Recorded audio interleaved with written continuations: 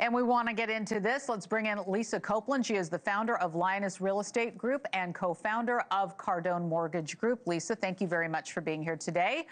Good morning. Good morning. So, okay, if making homes more affordable is not a viable option for President Trump, what does that mean for Americans who are looking to buy a new home? Because many people have it on their list of things to do this year. You know, I think homes are more affordable now. I'm in Texas, especially in our market, because the inventory is so high. And when you've got high inventory, that brings down the price of homes because you've got a supply and demand situation. We've seen interest rates get better over the last 12 months that President Trump has been in office. We've seen probably a point to a point and a quarter betterment. So if anyone's going to buy a home, it's my opinion, now's the time to jump into the market. These are the best conditions we've seen probably in the last 3 years.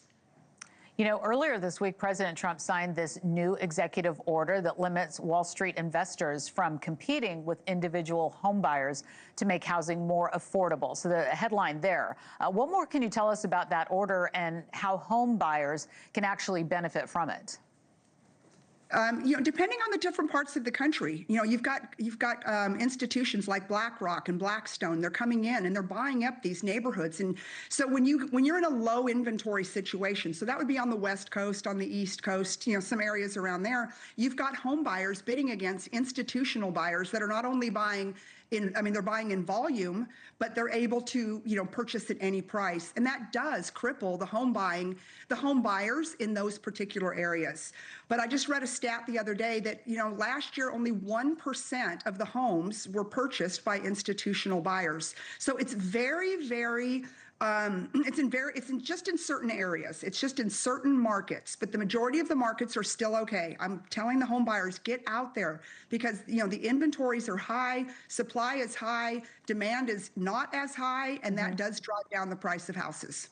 Yeah, it's always so interesting to ride that wave. So many people have done it and have had to, reconsider when they're going to try and buy a home, depending on what's going on.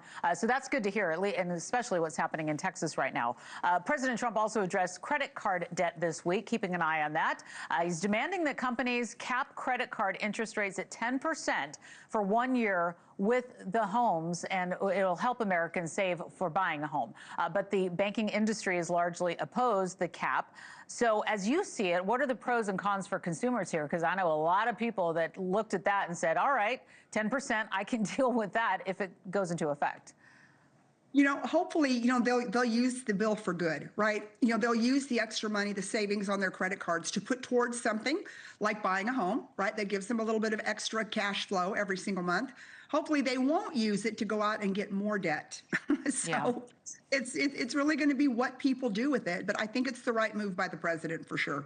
All right. And speaking of affordability, President Trump also opened his Davos speech Wednesday by saying that there is virtually no inflation. Let's take a listen to that.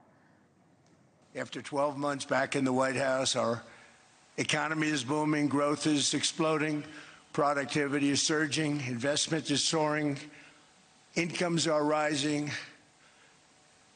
inflation has been defeated. Now grocery prices, energy prices, airfares, mortgage rates, rent, and car payments are all coming down, and they're coming down fast.